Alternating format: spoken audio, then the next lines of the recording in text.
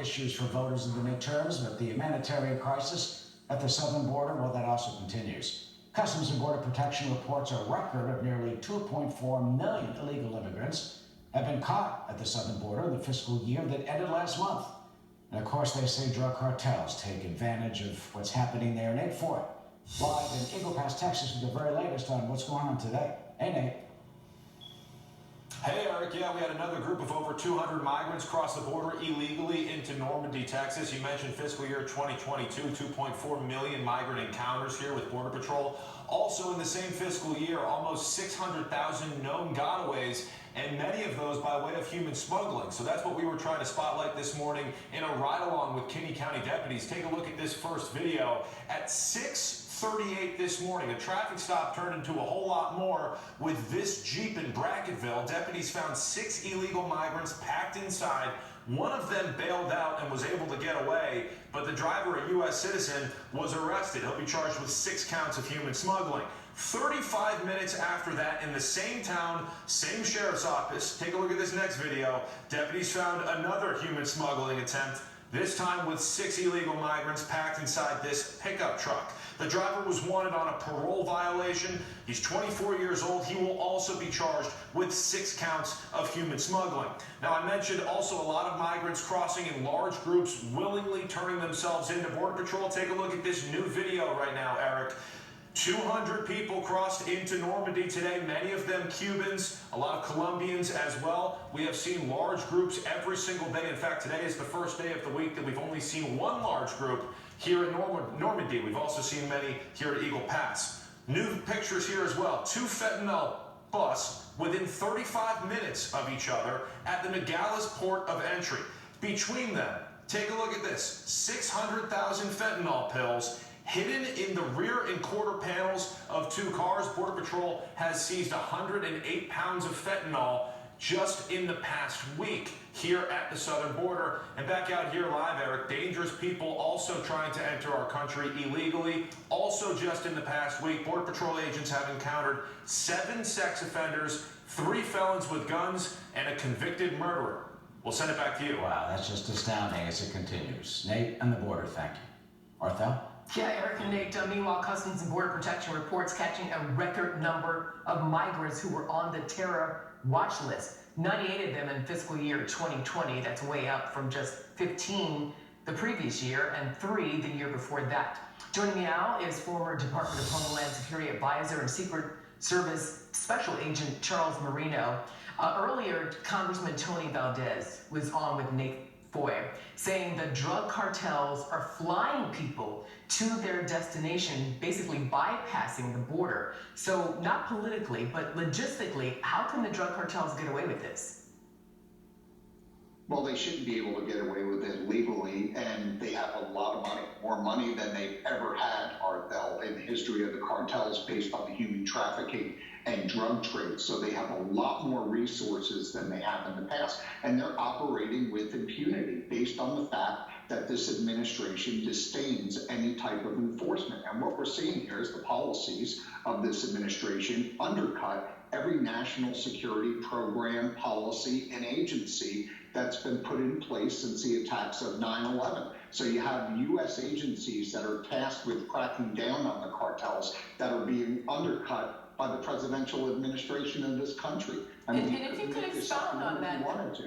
Yeah, I'm sorry, Charles, that's pretty strong what you're saying. Expound on that. How is it that the policies of this administration, actions or lack thereof, seem to be undercutting all the policies that you're saying that were working and since 9/11, and that they're intentionally dismantling that? How so? Expound on that for me. Yeah, it's exactly happening. Well, let's look at the first thing, and that is that the administration just submitted their national security strategy this month, almost 2 years into their administration. That should tell voters that the administration, with respect to national security strategy and policies, has been operating without a net. They don't know what they're doing. And that's why we've seen the results, not just at the southwest border that we've seen, but also around the country, including things like Afghanistan. When you don't have a strategy outlining what the goals, the ends, and the means are on how to carry out your goals, then you're going to fail. And we see this with this administration over and over and over again. Let's look at the Drug Enforcement Agency. Well, let me jump in for a second, Charles. Let me jump in because I have some things I want to do here with you while I have you. Fiscal year 2022, we're talking about July 1, 2021 through June 30, 2022. 98 migrants on a terror watch list were caught at the southern border. Now, thankfully, they were caught, but how are they getting that far? They're on a terror watch list. Well, we're intercepting people right at our border, which means there's no larger cohesive strategy with all of the regions in which these migrants are originating from. You know, we see an almost 600% increase of what's known as special interest migrants originating from countries where there's known terrorist operations occurring in those countries. So there's a lot of concerns here, Art Bell, and it's not being tackled because the false narrative put forth by the administration is that the border is secure. And the other false narrative, a false choice, if you will, being put out by the administration, is that it's either immigration reform or border security, not that you can have both. And I think that's an extremely dangerous game to play that the administration is doing here. They are putting the American public at great risk. They're doing the same to migrants. But as far as terrorism, that has always been our number one concern with respect to our immigration and border security programs. And the fact that the administration has pretty much erased our borders as a country, they are definitely going to be exploited by terrorist organizations. And we still don't know the number that may or may not have gotten in under the group of gotaways, which, as we know, is probably surpassed 1 million by now. So how many of these people on terrorist watch lists have made it into the country?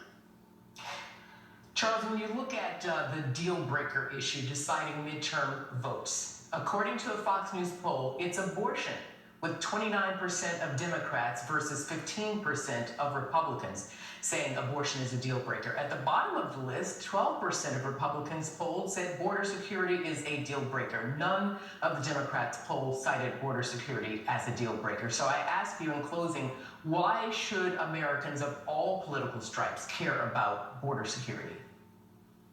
Yeah, I'll speak to Democratic voters right now. You better wake up because you're going to see impacts no matter where you live in the United States. You're already seeing crime going up. The violence, you're seeing migrants come to your communities where your communities have no plan, don't have the resources. You're going to see schools impacted, crime impacted, hospitals impacted. You are going to see an effect in the areas in which you live. And so wake up, understand the threat environment in which we live, understand that those that wish to do this country harm will exploit our borders and the weak policies of this administration.